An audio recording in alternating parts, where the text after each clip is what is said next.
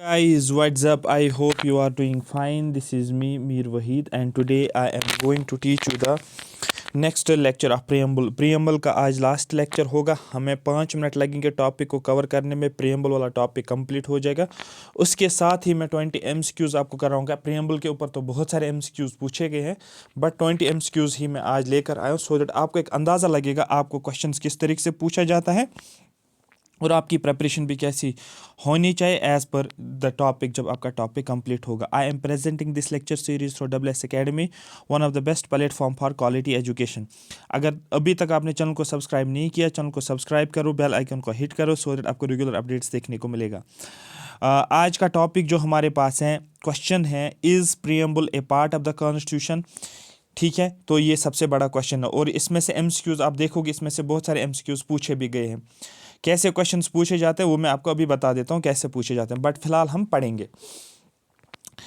हमें 3 important judgments को देखना है. सबसे पहले एक जजमेंट है जिसको नाम दिया जाता है Berubari union of India case 1960.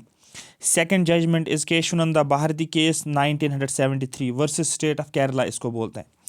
Third judgment is LIC of India case 1995. अब क्वेश्चन आपको क्या पूछा जाएगा कि आपको स्टेटमेंट पूछा जाएगा एज पर द बीरू बारी union of India case preamble is a part of constitution, तो ये हो जाएगा गलत. दूसरा पूछा जाएगा as per Kesavananda Bharati case preamble is not a part of the constitution, ये भी हो जाएगा गलत. तो इस तरीके से पूछा जाएगा. यहाँ पूछा जाएगा आपको क्रोनोलॉजी, पहला कौन सा आया, पहला बीरू बारी केस आया है, फिर केशवानंद आया, फिर LIC ऑफ इंडिया. या आपको ये पूछा जाएगा Berubari union of India case related to preamble, this judgment comes in which year, तो आपको बोला 1960. तो दैट मीन्स आपको डेट भी याद रखना है और आपको जो है केस भी याद रखना है. कभी कॉलम में पूछा जाएगा आपको यहाँ पर केस पूछा जाएगा, यहाँ पर आपको डेट पूछा जाएगा. मैं पहले आपको माइंड में डालना चाह रहा हूँ कि किस तरीके से क्वेश्चन बनेगा. आपको एग्जामिनर के माइंड से सीखना है, एग्जामिनर का माइंड पढ़ना है, वो क्या क्या बना सकता है. यहाँ पर लिखेगा बीरू बारी केस, यहाँ पर लिखेगा LIC केशवानंद केस, यहाँ पर LIC केस. इसको करेगा 1973 और इसको करेगा 1960 और इसको करेगा 1995. अब आपको बोलना है कौन सा करेक्ट है, इसमें से ये एक करेक्ट है. आ रही बात समझ. ये इस तरीके से यहाँ आपको मैच पूछा जाएगा, तो ये इसके साथ मैच करेगी, इसके साथ मैच करेगा, ये इसके साथ मैच करेगा. आया समझ. तो पहले ही आपको ये देखना है कि कैसे क्वेश्चन बनेगा. अब यहाँ पर देखो आप, आई होप यहाँ तक आपको समझ आया है. ठीक है, अगर अभी तक आपने लाइक नहीं किया, आप लाइक भी बढ़ा सकते हो. तो सबसे पहला हमारे पास बीरू बारी यूनियन केस क्या बोल रहा है. इस केस में सुप्रीम कोर्ट ने एक जजमेंट लिया है. जजमेंट में क्या बताया है, supreme court held that preamble is not a part of constitution. इसमें इसने बताया कि प्रीएम्बल कॉन्स्टिट्यूशन का पार्ट नहीं है. बस क्यों बोला, ये कैसे बोला, इस डिटेल में नहीं जाना है, बस इतना ही आपको बोलना है, preamble is not a part of the constitution. मतलब क्या है इसका, ये है कि आप इसको अमेंड कर सकते हो. ठीक है, अंडर आर्टिकल 368. उसके बाद केशवानंद भारती केस है, कुछ सालों के बाद सुप्रीम कोर्ट ने क्या किया, अपना जो पहला जजमेंट था बीरू बारी केस वाला, इसको इसने रिवर्स किया, आप बोल सकते हो. क्या बोला इसमें, supreme court rejected earlier opinion जो यहाँ पर लिया था. इसमें केशवानंद भारती केस में इसने बताया and held that preamble is a part of the constitution, preamble constitution का पार्ट है. समझ आ गया. तो बस इसी तरीके से आपको पूछा जाएगा कि प्रीएम्बल के ऊपर. थर्ड जजमेंट के हिसाब से LIC of India case, again supreme court ने जो केशवानंद भारती केस में अपहेल्ड किया था, same supreme court has upheld that preamble is an integral part of constitution. अभी इंपॉर्टेंट पार्ट बनाया गया है, एक इंटीग्रल पार्ट बनाया गया है कॉन्स्टिट्यूशन का. तो तीनों जजमेंट्स क्लियर. तो पहला जजमेंट मैं रिवाइज करूंगा, preamble is not a part of constitution. Second judgment, preamble is a part of constitution. Third, preamble is an integral part of the constitution. ठीक है. नोट में क्या पढ़ना है, like any other part of the constitution, जैसे बाकी parts हैं constitution के, पार्ट 1, पार्ट 2, पार्ट 3, इस तरीके से. इसी तरीके से the preamble was also enacted bye the constituent assembly, preamble को भी इनेक्ट किया है कॉन्स्टिट्यूएंट असेंबली ने. But after the rest of the constitution was already enacted, लेकिन पहले सारी कॉन्स्टिट्यूशन को इनेक्ट किया गया है, उसके बाद प्रीएम्बल को क्या किया गया, इनेक्ट किया गया. तो ये क्वेश्चन, ये स्टेटमेंट आपको डायरेक्टली पूछा जाएगा कि क्या बोलते हैं इसको, कॉन्स्टिट्यूशन के साथ प्रीएम्बल को भी इनेक्ट किया गया, कॉन्स्टिट्यूशन से पहले प्रीएम्बल को इनेक्ट किया गया, कॉन्स्टिट्यूशन के बाद प्रीएम्बल को इनेक्ट किया गया. आपको बोलना है कॉन्स्टिट्यूशन को इनेक्ट करने के बाद हमने प्रियम्बल को इनेक्ट किया, यही है। All the preamble was also enacted bye the constituent assembly but after the rest of the constitution was already enacted. ठीक है, क्यों ऐसा किया गया है? क्योंकि अगर आप पहले आपने कोई बुक लिखी है, तो जब आप बुक लिखते हो ना, बुक को कंप्लीट किया, आपको पता है बुक में क्या क्या डाला हुआ है। जब आपको पता है कि बुक में मैंने बोला कि हेल्थ का कैसे ध्यान रखना है, आपको पता है कि क्या बोलते हैं उसको, स्ट्रेस से कैसे डील किया जाता है, आप बुक में आपने डाला एक चैप्टर के एनवायरनमेंट को कैसे क्लीन रखना है, थर्ड आपने बोला कि कॉन्फिडेंस कैसे, दैट मीन्स ये चैप्टर्स आपने आइडेंटिफाई किए, तो बुक के अंदर ये कंटेंट है। जब आपने बुक कंप्लीट किया, अभी बुक आपने पब्लिश नहीं की है, लेकिन अब आप बोलते हो मैं बुक तो मैंने कंप्लीट बनाई है, लेकिन इसका प्रीफेस बनाऊंगा मैं। ठीक है, प्रीफेस एक लिखूंगा यहाँ पर, प्रीफेस। ठीक है, प्रीफेस लिखूंगा और इसमें क्या लिखूंगा, आप लिखोगे दिस बुक इज, ठीक है, this book is regarding the environmental conservation, और you can say how to deal with the stress, how to be confident enough. ठीक है, बहुत सारे चैप्टर्स का मैंने नाम बोला, दैट मीन्स आप उसको उन चैप्टर्स के हिसाब से यहाँ पर लिखोगे ये किसके साथ डील करता है, तो आप लिखोगे एक पैराग्राफ में 50 वर्ड्स हैं, 60 वर्ड्स, ये बन गया प्रीफेस। मतलब आपने पहले कंप्लीट बुक का तैयार की, उसके बाद प्रीफेस बनाया, सो दैट ये प्रीफेस जो है ये हमें बताएगा एक्चुअल हमारे बुक में क्या देखने को मिल रहा है, तो दैट में वो फिर सेटिस्फाई भी, वो भी उसके साथ फिर वो मिलना भी चाहिए। आ रही बात समझ? तो यही है यहाँ पर। ठीक है, the reason for inserting the preamble at the end was to ensure, क्या इंश्योर करना था, that it was in conformity with the constitution as adopted by the constituent assembly. जो कॉन्स्टिट्यूएंट असेंबली ने बनाया था वो एज पर द कॉन्स्टिट्यूशन के हिसाब से ही ये सेट बैठना चाहिए, प्रीफेस होना चाहिए, एक आइडेंटिटी कार्ड होना चाहिए। सो तो पहले आपको पता चले कि हमारे कॉन्स्टिट्यूशन मेकर्स के माइंड में क्या चल रहा था, और उसी के हिसाब से फिर आगे देखोगे सारा कॉन्स्टिट्यूशन के अंदर सारी डिटेल्स। आगे देखेंगे, नोट एक और है यहाँ पर, current opinion held by supreme court at present. अगर आप बताओगे कि एट प्रेजेंट प्रीएम्बल का क्या स्टेटस है, आप इस तरीके से बोलोगे that the preamble is a part of constitution, preamble constitution का पार्ट है। How ever two things should be noted, दो चीज़ें ध्यान में रखनी है। ठीक है, अगर कोई भी चेंज आप कर रहे हो, आपको दो चीज़ें ये ध्यान में रखनी है। अभी एट प्रेजेंट प्रीएम्बल कॉन्स्टिट्यूशन का पार्ट है, बट वो दो चीज़ें क्या है, ये क्वेश्चन ऑलरेडी पूछा गया है। देखो ये क्वेश्चन पूछा गया already, preamble is neither a source of power to legislature. Legislature का मतलब है कि लॉ मेकिंग बॉडी जो होती है, जो लॉ बनाता है। ठीक है, तो प्रीएम्बल सोर्स ऑफ पावर नहीं है, किसका, लेजिस्लेचर का। दूसरा, nor a prohibition upon the powers of legislature, ना तो ये उनके ऊपर प्रोहिबिट करता है, ना तो उनको प्रोहिबिट ये करता है, जो भी लेजिस्लेचर के पावर्स होते हैं, ना तो उस पावर के लिए एक रुकावट है ये, और ना ही उनके लिए ये सोर्स है प्रीएम्बल। ये एज इट इज स्टेटमेंट पूछा गया है कि preamble is neither a source of power to legislature nor a prohibition upon the power of legislature, it is not justiciable. Justiciable का मतलब ये है कि जो प्रीएम्बल में लिखा गया है, और फिर आप कोर्ट में जाओगे, बोलोगे कि प्रीएम्बल में तो ये लिखा हो और हमें ये चीज़ें तो नहीं मिल रही, आप ये नहीं कर सकते, आप ये चैलेंज नहीं कर सकते कोर्ट में। जैसे फंडामेंटल राइट्स अगर आपके वायलेट हो रहे हैं, आपको एजुकेशन नहीं मिल रहा, आपको इक्वल अपॉर्चुनिटीज़ नहीं दी जाते, आप हाई कोर्ट सुप्रीम कोर्ट में जा सकते हो और आप क्लेम कर सकते हो, और फिर जो है कोर्ट जो है हाई कोर्ट सुप्रीम कोर्ट वो रिट्स इशू करेगा।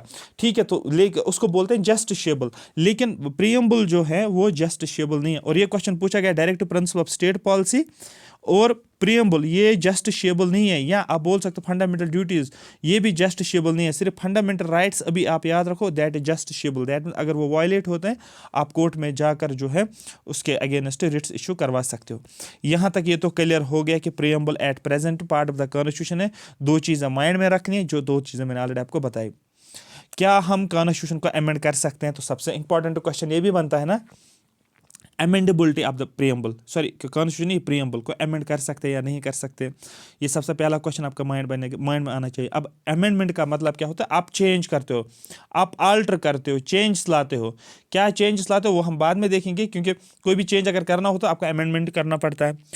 अब यही क्वेश्चन जनरेट हो गया कि क्या अमेंडेबिलिटी ऑफ कॉन्स्टिट्यूशन हम कर सकते हैं या नहीं कर सकते। आपके माइंड में आना चाहिए यस सर हमने तो एक बार किया है, मैं बोलूँगा कब, आप बोलोगे सर हमने किया है 1976 में, जब हमने SSI को ऐड किया था, सोशलिस्ट सेक्युलर इंटीग्रिटी, और इस अमेंडमेंट का नाम दिया था सर हमने 42nd कॉन्स्टिट्यूशन अमेंडमेंट एक्ट, और इसी को हम मिनी कॉन्स्टिट्यूशन के नाम से जानते हैं। तो ये आपको याद रखना है, ये डायरेक्टली क्वेश्चंस पूछे गए हैं।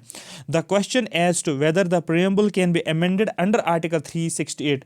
देखो आर्टिकल 368 के अंदर हम प्रीएम्बल को अमेंड कर सकते हैं या नहीं कर सकते हैं, इसके ऊपर पहला केस जो आया था arose for the first time in Kesavananda, KBC का कौन बनेगा करोड़पति नहीं, it is about Kesavananda Bharati case of 1973 में ये जजमेंट आया है। अब इसमें क्या बताया गया इस जजमेंट में, इन दिस केस SC का मतलब supreme court held that preamble is a part of the constitution, preamble constitution का पार्ट है।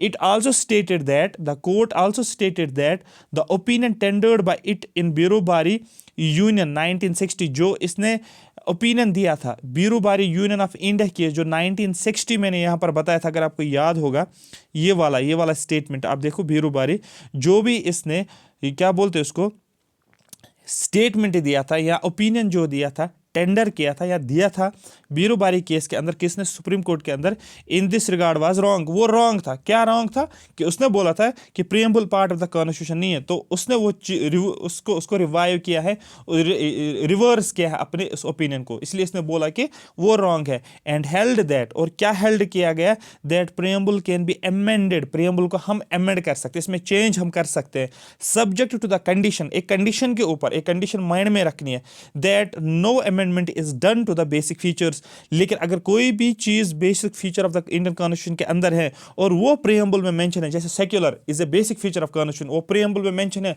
उसको आप चेंज नहीं कर सकते हो।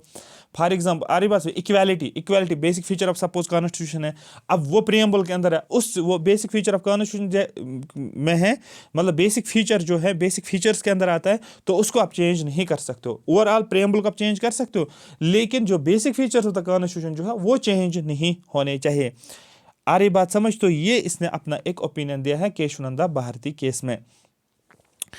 इन अदर, अब आप बोलोगे सर ये basic feature of the Indian constitution में कौन कौन सा आता है, ये सुप्रीम कोर्ट ने नहीं बताया बेसिक, क्या बोलते हैं उसको, basic features of the Indian constitution में क्या क्या आता है, लेकिन विद जजमेंट्स के साथ, डिफरेंट जजमेंट्स के अंदर फिर हर जो भी जजमेंट आता है, किसी न किसी जजमेंट में बोला जाता है कि ये बेसिक फीचर ऑफ कॉन्स्टिट्यूशन, ये बेसिक फीचर ऑफ कॉन्स्टिट्यूशन, जैसे फंडामेंटल राइट्स एक में बोला गया बेसिक फीचर ऑफ कॉन्स्टिट्यूशन, कहीं पर बोला गया है कि secular basic feature of constitution, judicial review बोला गया कि ये है, क्या बोलते हैं उसको, basic feature of constitution, secularism जो है बेसिक फीचर ऑफ कॉन्स्टिट्यूशन। तो अलग अलग जजमेंट्स में कोर्ट अपना ओपिनियन दे रहा है कि ये चीज़ जो है बेसिक फीचर ऑफ कॉन्स्टिट्यूशन के अंदर आता है। तो ये इस तरीके से आपको समझना है, ना कि ऊपर से पढ़ के आप जो है टाइम अपना वेस्ट करोगे। In other words the court held that, court ने ये भी बताया दैट द बेसिक एलिमेंट या बेसिक फीचर जिनको बोला जाता है, basic element are the fundamental features of the constitution as contained in the preamble. जो भी basic fundamental basic elements preamble के अंदर हैं, या हम बोल सकते हैं फंडामेंटल फीचर्स जो कॉन्स्टिट्यूशन के अंदर हैं, ठीक है, as contained in the preamble, या प्रीएम्बल के अंदर है, कैन नॉट बी आल्टर्ड, उनको आप चेंज, आल्टर का मतलब चेंज करना, अमेंड करना, बाय एन अमेंडमेंट, एक अमेंडमेंट के जरिए से अंडर आर्टिकल 368, आप अमेंड उनको नहीं कर सकते अंडर आर्टिकल 368।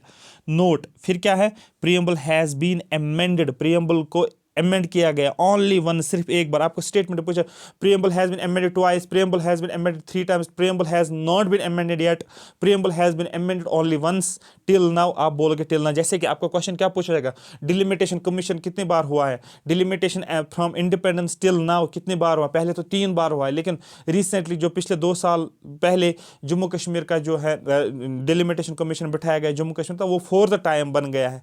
आ रही बात में, इसी तरीके से आपको पूछा जाएगा अमेंड, प्रीएम्बल को अमेंड कितनी बार किया गया एट प्रेजेंट, अभी तक आपको बोलना है सिर्फ एक ही बार, वो कब हुआ था 1976, उसका नाम क्या था 42nd कॉन्स्टिट्यूशन अमेंडमेंट एक्ट। उसमें क्या किया गया, उसमें 3 चीजों को ऐड किया। देखो आल्टर का मतलब होता है चेंज करना, चेंज में क्या होता है, आप ऐड भी कर सकते हो कोई चीज, आप डिलीट भी कर सकते हो कोई चीज। मेरी बात समझ आ रही है? तो दैट मीन्स यहां पर आप जो है 3 नए चीज को आपको ऐड किया, SSI को आपने ऐड किया है। आई होप ये आपको पूरा समझ आ गया। ये आपका प्रीएम्बल जो है, ये आपका इतने अच्छे तरीके से कवर हो गया ना, आगे जितने भी चैप्टर आप पढ़ोगे वो आपको बिल्कुल मैं बोलूँगा हलवा लगेगा। वो पार्लियामेंट हो, वो फंडामेंटल राइट्स हो, वो फंडामेंटल ड्यूटीज़ हो, वो directive principle of state policies हो, वो सिटीजनशिप हो, वो अमेंडेबिलिटी, आगे हम कॉन्स्टिट्यूशन का अमेंडेबिलिटी हम पढ़ेंगे। अब हम पढ़ेंगे जुडिशरी हम पढ़ेंगे, हाई कोर्ट्स पढ़ेंगे, सुप्रीम कोर्ट पढ़ेंगे, कॉन्स्टिट्यूशनल बॉडीज़ पढ़ेंगे, नॉन कॉन्स्टिट्यूशनल बॉडीज़ पढ़ेंगे, स्टैट्यूटरी बॉडीज़ पढ़ेंगे, गवर्नर पढ़ेंगे, स्टेट लेजिस्लेचर पढ़ेंगे, हम प्रेसिडेंट पढ़ेंगे, हम लोकसभा पढ़ेंगे, हम राज्यसभा हम पढ़ेंगे, वाइस प्रेसिडेंट पढ़ेंगे, काउंसिल ऑफ मिनिस्टर्स पढ़ेंगे, पंचायत पढ़ेंगे। अब आपको बहुत ज़्यादा ईजी होगा, क्योंकि मैंने आपको पहले बोला preamble is the preface of the constitution. लेकिन अगर आपको ये प्रीएम्बल अच्छे से समझ में आ गया, वर्ड टू वर्ड समझ में आ गया, आगे सारे इन्हीं वर्ड्स के ऊपर तो हमें डिस्कशन करना है आगे, या जो बेसिक फीचर्स मैंने बताए थे कॉन्स्टिट्यूशन के, लेंथीएस्ट कॉन्स्टिट्यूशन, फंडामेंटल राइट्स होते हैं, फंडामेंटल ड्यूटीज़ होते हैं, उनको ही हमें एक्सप्लेन करना। ये आपका कंप्लीट ये चैप्टर हो गए। इसकी पीडीएफ मैंने ऑलरेडी अपलोड की है। आप वही sir WS Academy YouTube channel, इस पर एक तो यूट्यूब चैनल, टेलीग्राम चैनल क्या बोलते हैं उसको, ऐप पे भी जा सकते हो, और ऐप पे भी मैंने इस पीडीएफ को अपलोड किया है। मैं ऐप पे आपको कंटेंट अपलोड करता जाऊँगा। आप अच्छा रहेगा कि अगर आप ऐप से ही डाउनलोड करोगे और जो है पीडीएफ्स को संभाल के रखोगे, कुछ टाइम के बाद जब ये इकट्ठे हो जाएंगे बहुत सारे पीडीएफ्स, तो आप उनको प्रिंट निकाल के स्पाइरल करोगे। मैंने स्पेस इसीलिए यहाँ पर दिया है, आप इजीली स्पाइरल इनको करवा सकते हो। देखो मैंने स्पेस भी दिया है, ठीक है, क्योंकि नोट्स इस तरीके से बनाए गए क्योंकि आपको फिर स्पाइरल भी करना होता है, तो कंटेंट कट नहीं होना चाहिए। तो ये हो गया आपका प्रीएम्बल वाला पोर्शन कंप्लीट। आई होप ये आपको पूरे का पूरा समझ आया होगा। अब हम इस पे 20 क्वेश्चंस करेंगे, वो आप जो है नेक्स्ट लेक्चर में आप देखोगे। तो पहले आप ये इसको कंप्लीट करो बाय हार्ट। अब इस चीज़ों को करो, जो जो पॉइंट मैंने बोला है उनको आपको याद रखना है, ठीक है। Thank you so much for watching me.